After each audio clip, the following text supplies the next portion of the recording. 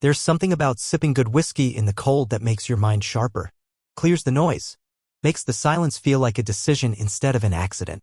That's what I was doing, nursing a glass of rare single malt on the edge of our cedar balcony overlooking the fog-draped Rockies when I spotted her.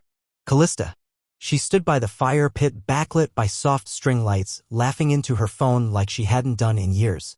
That kind of laugh that bubbles up from your stomach when you feel beautiful and dangerous at the same time. I hadn't heard her laugh like that for me in maybe a decade. I didn't interrupt her. I just watched. My name's Wesley Armand. I'm 52. Used to be a forensic accountant until I figured out the bigger money was in preventing disasters instead of untangling them. These days, I'm a corporate risk advisor. Fortune 500 companies pay me absurd money to keep their scandals off the front page. I'm good at it. Deception's my business. Which is probably why I spotted Callista's months ago. She hung up and walked back inside, her expression wiped clean like the call never happened. I stepped in after her. Everything good? I asked casual. She blinked up at me. Yeah. Carla. From book club. You remember her, right? Sure, I said, nodding. Carla. Book club Carla. That excuse was already worn down to the threads. I could name at least 3 weekends where Carla had been her cover story. The thing is, when you're married to someone like Callista for 20 years, you learn the rhythm of their lies. You feel it before you see it. And I'd been watching closely, texts deleted, new perfume, different lingerie hidden under sweatshirts. I knew. I just hadn't decided what to do with the knowing yet. But last week sealed it. I checked her mileage. Compared it to the calendar. She was meeting someone outside Boulder, 25 miles off her supposed yoga retreat. I made some calls. Pulled some travel records. And then I saw it. Bo Lancaster. Venture capitalist. 48. All flash and no substance. Guy had his name on 3 failed startups and a fake series of funding round that collapsed under scrutiny. He wasn't just a sleaze, he was dangerous in the way only desperate men can be. And my wife had been seeing him. Callista thought she was playing me. That I'd retreat into some dignified silence, let her run her affair out like a midlife fever dream. But what she didn't understand, what she'd forgotten maybe, is that I don't react. I plan. I'd already begun assembling what I'd call in my line of work an extraction file. Not to divorce her. Not to win her back. But to dismantle her carefully curated image brick by brick. Bo was a footnote. She was the prize. It wouldn't be fast. Or loud. It would be surgical. The next time she laughed like that, it would be for the cameras flashing in a courthouse lobby. I swirled the whiskey in my glass, the ice clicking like a timer. She was still inside, humming something tuneless as she folded throw blankets over the couch like nothing was wrong. She didn't know it yet, but the countdown had already begun. The Aspen house still smelled like cedar and old money. Every year, the Armand family dragged their dysfunctional hearts up the mountain for this reunion. Skiing in the day, fireside drinks at night, and under all of it, the unspoken tension of a clan that smiled through gritted teeth. I played the host as usual. My cousins arrived in droves, lugging Patagonia gear and passive-aggressive energy. My mother-in-law tottered in first with a bundt cake and unsolicited opinions. My older brother, Spencer, wore a coat 2 sizes too expensive and pretended not to notice the help. It was theater. I set the stage. Callista arrived late. Of course she did. I was pouring brandy when she swept in like a lifestyle magazine ad, red cashmere scarf, glossy hair, cheeks pink from the cold. Sorry, traffic, she said, breathless, kissing my cheek like it meant something. Book club? I asked under my breath. She smiled, that fake tender smile she wore when she was hiding something. Had to drop something off for Carla. There it was again. Carla. That woman was becoming the patron saint of Callista's lies. And then, an hour later, he showed up. Bo Lancaster. Dressed like a man who wanted you to know he owned multiple homes. He was introduced as a friend of Rachel's cousin, which was vague enough to slide past most of the family. But not me. He made his rounds quickly, shaking hands, dropping startup buzzwords, complimenting wines he couldn't pronounce. And then he found her. Callista. I watched them pretend to be strangers. Then I watched them slip away. 10 minutes. Maybe 15. Long enough to be noticed by anyone who cared. But no one else seemed to. Not even Damon. Especially not Damon. My son stood near the windows, swirling bourbon like he'd seen me do 100 times. 22, college graduate, sharper than he let on. He hadn't said much to me all evening, but I could feel him watching me. Finally, he walked over. Not angry, not tentative, just resolved. You know, right? He asked. I didn't answer. He laughed without smiling. About Mom and that guy. Bo Lancaster, I said flatly. Damon nodded once. She thinks I don't know. But I do. I looked at him. Really looked. And I think you're a hypocrite. That stung more than I expected. I spent my whole life thinking you were the unshakable one. The guy who could figure anything out. But you let this happen. His voice had the calm of someone who'd rehearsed the speech. And now, instead of trying to fix things, you're just watching. I stayed quiet. He offered me a job, Damon added as if twisting the knife. Bo. Summer internship. Venture firm in Palo Alto. Said I have the right instincts. Of course he did. And you're taking it? I asked. I already did. My chest tightened, but I didn't show it. Congratulations. He looked disappointed that I didn't fight him on it. Maybe he wanted a confrontation. Maybe he wanted me to snap. Instead, I drained the last of my drink. I'm not choosing sides, he said. Yes, you are. He opened his mouth, then shut it. We both stood in silence, the sound of laughter echoing from the other room. Bo was charming someone else now. Callista was back, smiling with 2 white teeth. The family had folded him into the crowd. And my own son had followed. They thought I was standing still. But I wasn't. I was just waiting. The war hadn't started yet. But the lines had been drawn. It happened just after brunch. Eggs Benedict, blood orange mimosas, snow melting on the windows. Everyone was laughing. Bo holding court at the long oak table, charming my mother-in-law with stories about emerging markets like she knew what that meant. Callista kept glancing his way, like a schoolgirl checking the clock before recess. They thought they had time. They didn't. The moment came without warning. 3 black SUVs pulled into the driveway in tight formation. Nobody noticed at first until the knock came. Firm. Rhythmic. Final. I was already by the fireplace, pretending to adjust the logs. Bo was mid-sentence. Something about a wellness app he seeded in Miami. When the front door opened and 2 agents stepped inside. Securities and Exchange Commission, the taller one said. We're looking for Beaufort Lancaster. The room froze. Half a second of confused silence. Then Bo stood, trying to summon that same practiced grin. Gentlemen, there's clearly been some kind of mistake. No mistake, the agent replied, holding out a federal warrant like it was a dead rat. You're under investigation for insider trading, wire fraud, and violation of crypto disclosure laws. The blood drained from Callista's face so fast I thought she might faint. Easy, easy, Bo said, raising his hands. I've got a lawyer. Let's be reasonable here. This is a misunderstanding. He glanced toward Callista. She didn't move. The agents cuffed him before he could say anything else. And just like that, the man who'd smiled through our entire weekend was marched out like a petty thief. The rest of the family stood stunned, mouths open, eyes darting around for someone to explain what they just saw. I didn't speak. I didn't need to, but Damon did. You did this, he said, not asking, accusing. We were outside now, the snow crunching under our boots as we watched the cars drive off with Bo in the back seat.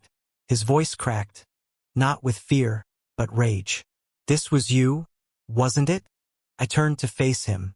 If you're asking whether I tipped off the SEC, the answer's no. But I made sure they saw what they needed to see. You planted evidence? Damon's face twisted. Jesus, Dad. I showed them what they were already looking for. I said. Sometimes you just need to aim the flashlight. That's not justice, he hissed. That's manipulation. You couldn't stand him getting close to Mom, so you destroyed him. He destroyed himself, I said flatly. I just held the mirror. He stormed off without another word, stomping through the snow toward the guest house. I let him go. Inside, the tension simmered like a cracked kettle. People murmured quietly, pretending to clear dishes, pretending not to be afraid. Callista was in the hallway, speaking to someone on the phone. Too low to hear, too agitated to hide it. Later that evening, I stepped out onto the back terrace. The sun had dipped low over the mountain. My phone buzzed. Claire, my daughter, Stanford MBA, quiet, precise. Smarter than both of us put together.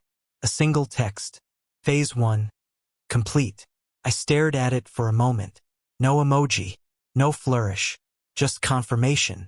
This wasn't revenge. It was strategy. Bo was only the first domino. What came next would make this look like a slap on the wrist. And Callista? Well, she was officially on record now, questioned by agents for her association with shell companies tied to Bo's trades. Names she didn't recognize. Funds she couldn't account for. Accounts opened just a little too clean. It had begun. And there was no version of the story where she walked away clean. She just didn't know it yet. The cafe smelled like bleach and burnt espresso. Chicago was always gray in winter, but today the clouds hung lower than usual. Damon sat across from me, hood up, shoulders tense. He stirred his coffee without drinking it. I slid the manila folder across the table. What's this? He asked, eyeing it like it might bite. Proof, I said. Your mother wasn't just sleeping with Bo. She was helping him move money. He didn't reach for the folder. Just stared at me, jaw tight. She's not a criminal, he muttered. She made bad choices, but this. She has an account in the Cayman Islands, I cut in. Opened 2 years ago. Listed under the name Callista Armand Lancaster. His head jerked up at that. I opened the folder myself. Pulled out the transaction printouts. Here, I said, pointing. Wire transfers to shell companies registered in Nevada, Singapore, and Malta. All of them tied back to Bo. And this, I flipped another page, shows her signing authority on a non-profit he used to launder crypto through educational grants. Damon swallowed. Why are you showing me this? Because you need to understand who she is now. She's my mother, he snapped. No, I said calmly. She's your liability. He shoved back from the table, eyes flashing. You set this up. You planted all this, just like you did with Bo. I let the accusation hang in the air. Then I pulled out a second sheet, one with his name on it. This is a background check run on you. From Bo's firm. Last June. See the note at the bottom? Damon read it. His lips moved silently. Potential asset access to father's clients, I recited. He was grooming you, I said. You were dementee. You were a tool. He dropped the page like it burned. I waited. The silence between us stretched until the waitress came by and asked if we needed anything else. Damon shook his head without looking up. I didn't know, he said finally. I believe you. But why would she do this? She's not cold. No.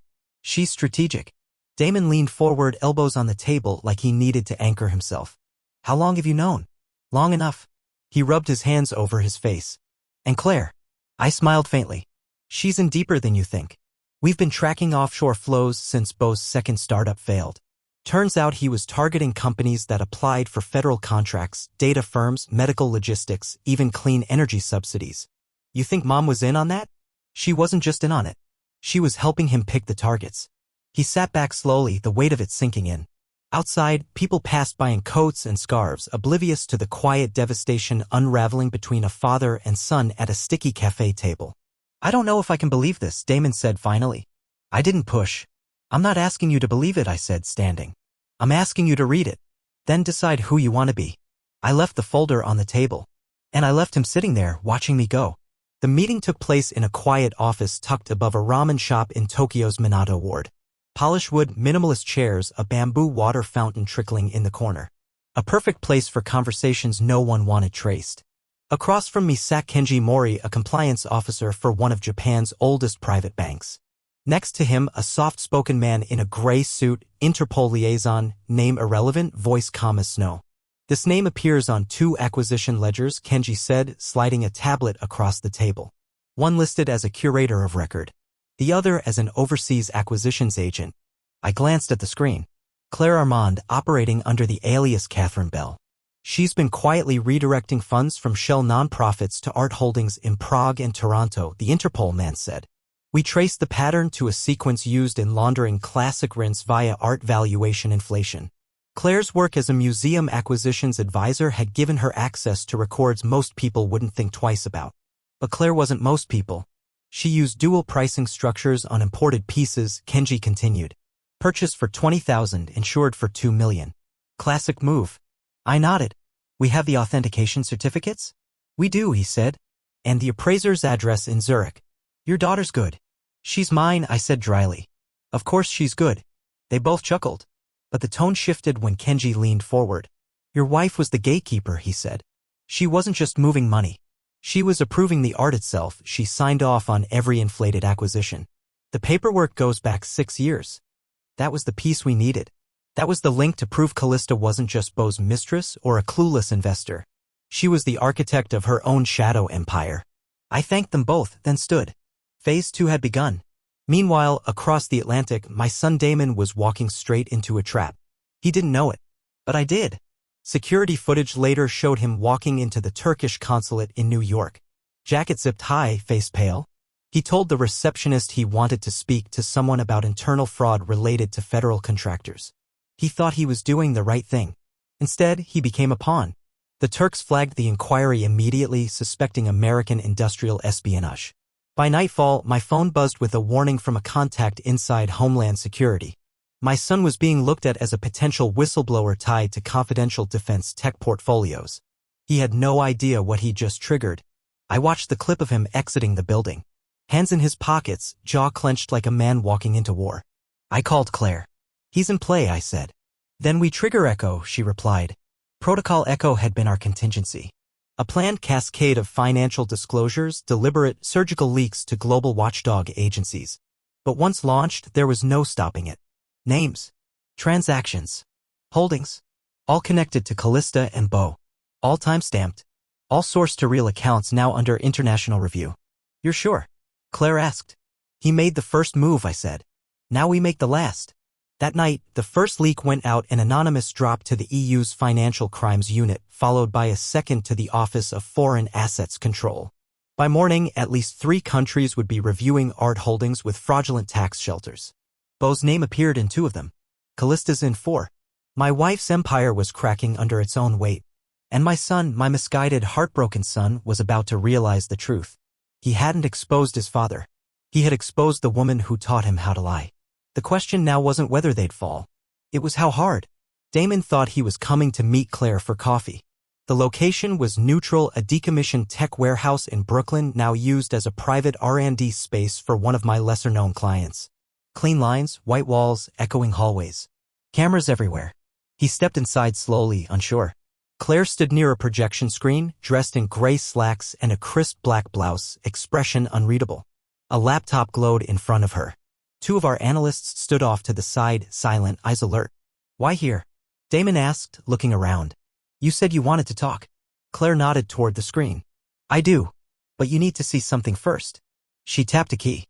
A timeline appeared, dates, company names, offshore accounts. Claire didn't speak right away. She let the evidence do the talking. These are the companies Beau bought through holding firms, she began. Every one of them applied for federal grants in the last 3 years.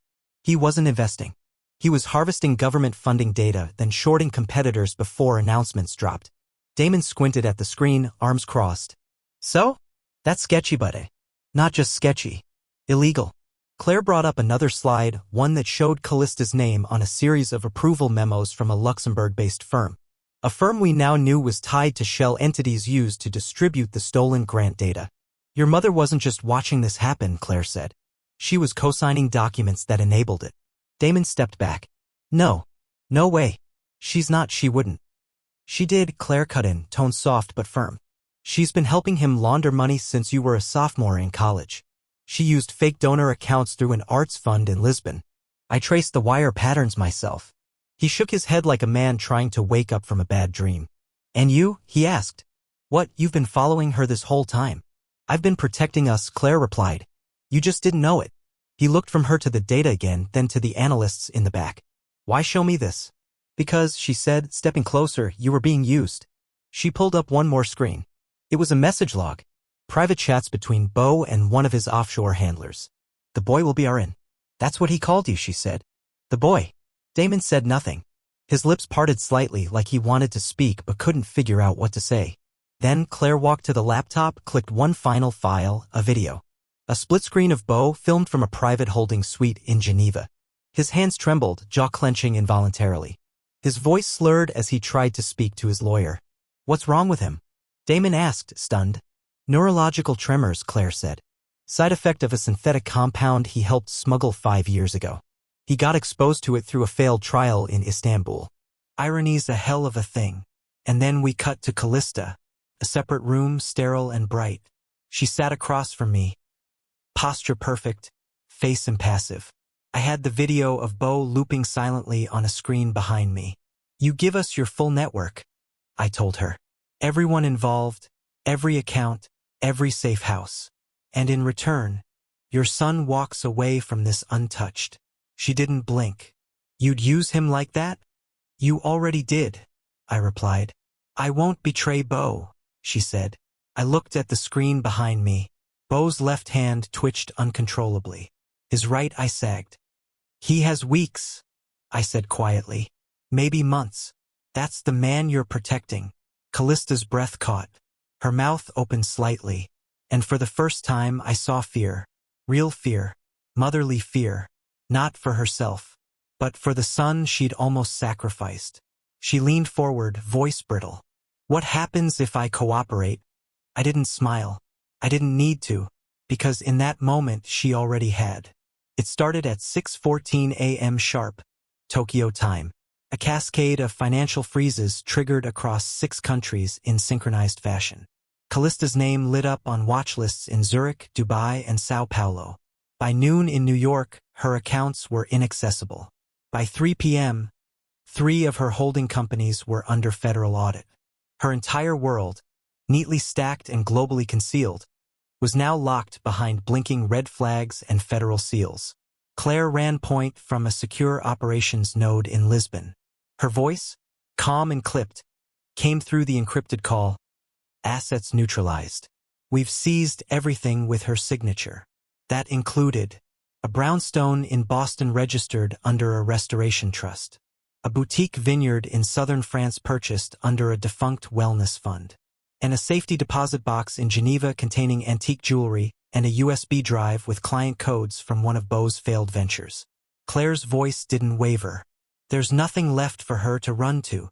And just like that, the empire Callista and Bo had built, layered with charm, proxies, and carefully forged legitimacy, was dust.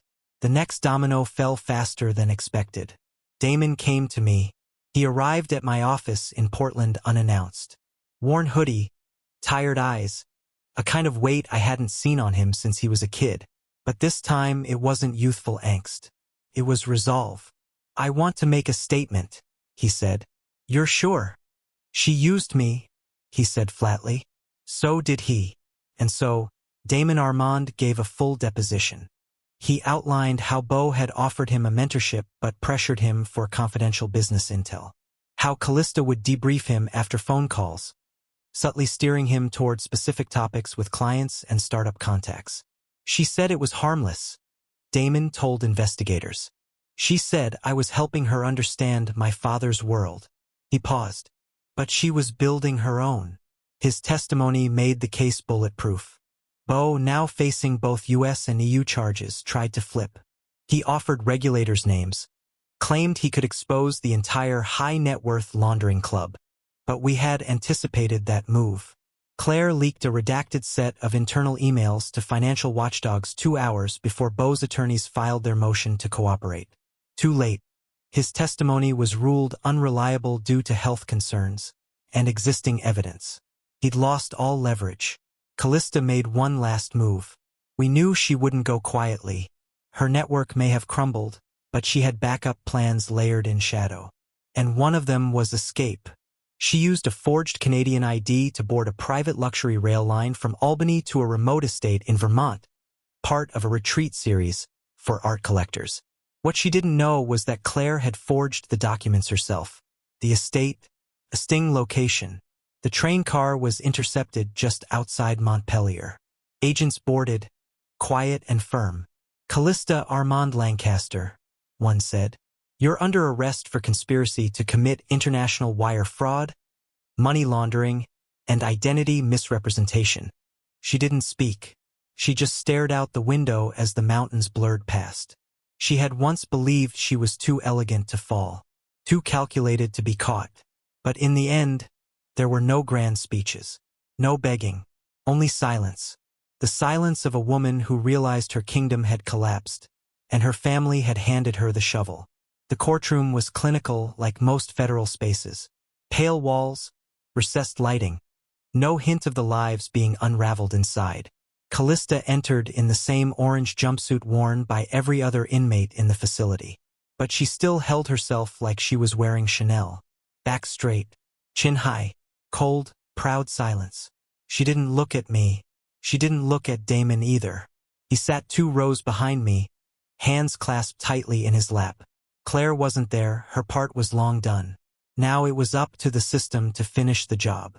When Callista took the stand, she declined to testify. Her lawyer offered a final plea for leniency, citing emotional manipulation by Beau and claims that she was led astray by romantic entanglement. The judge wasn't moved. He read the sentence in a tone that was almost bored. 16 years. No parole for the first 10. Federal prison, white-collar wing. But still prison. The courtroom was silent, except for the scribbling of court reporters and the quiet clearing of a throat. Then visitation was approved. Damon went first. I waited in the hallway, watching through a pane of glass as he entered the holding room. Callista sat behind the reinforced barrier, hands folded neatly. She smiled when she saw him. Not wide, not hopeful, but enough to try to pull at the thread of their history. Damon didn't smile back. He sat, calm and composed. "You don't have to do this," she said gently. "They'll turn you into something you're not." He leaned forward. "I already was something I'm not," he said. "When I defended you, when I believed in you."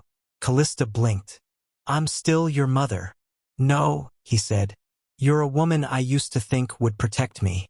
But now I know you were using me as a key to his vault." She flinched just slightly.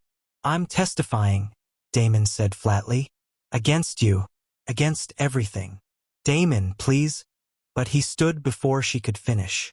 He didn't raise his voice. He didn't say anything dramatic. He just walked out, didn't even glance back.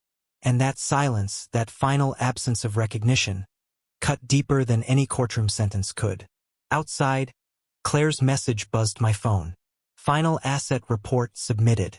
All international holdings frozen. Remaining evidence delivered to Gafi and Eurojust. We had officially closed the books. Later that week, Beau's attorneys made a last-ditch offer.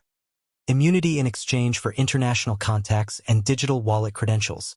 I declined through counsel. "I don't negotiate with men who underestimated me," I told them. "He can enjoy the consequences of mistaking noise for intelligence." Claire wrapped up our end cleanly. She reported all compliance flags to international watchdogs. The Armand name, once clean, once marketable, was now ink-stamped on dozens of corporate red lists.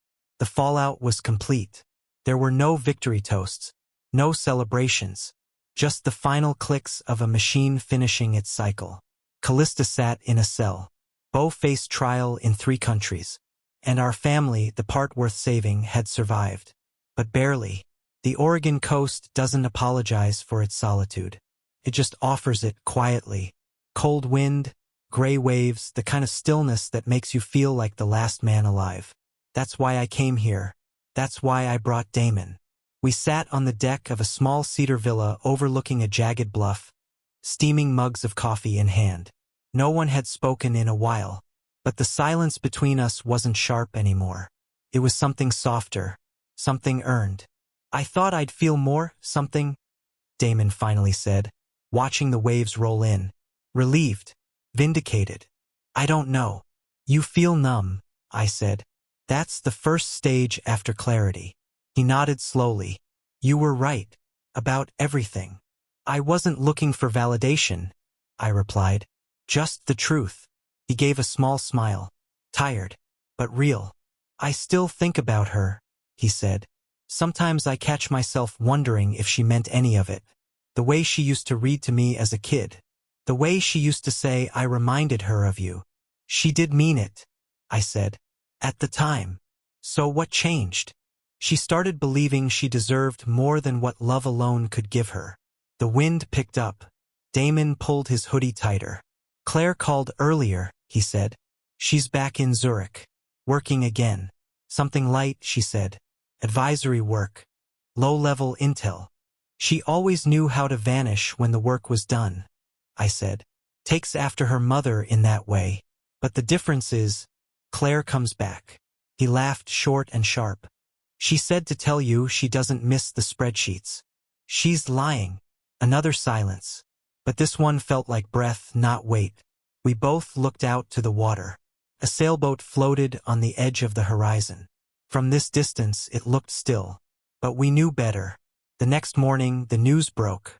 Callista Armand Lancaster sentenced.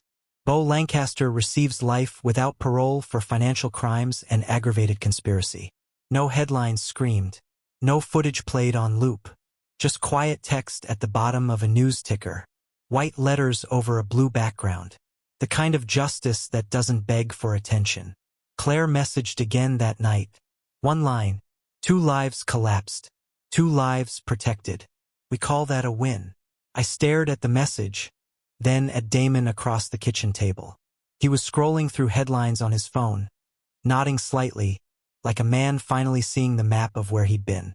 I'm not going back to Palo Alto, he said, without looking up. That life was never mine. It was one I borrowed from someone else's dreams. I poured more coffee. You thinking of staying here? He met my eyes. I'm thinking of starting over. If you'll let me. I stood, reached for a folder in the drawer, and dropped it in front of him. Inside was a proposal. A new arm of my firm. Small, private, investigative. Financial recovery, silent intelligence, asset tracing. His name was printed next to mine. Damon looked up, speechless. You want to rebuild your name? I asked. Help me find the next Beau. Before he finds the next Callista. He didn't answer right away. He just nodded. And for the first time, I knew we were building something that mattered, not for revenge, not for redemption, but for legacy. The right kind this time.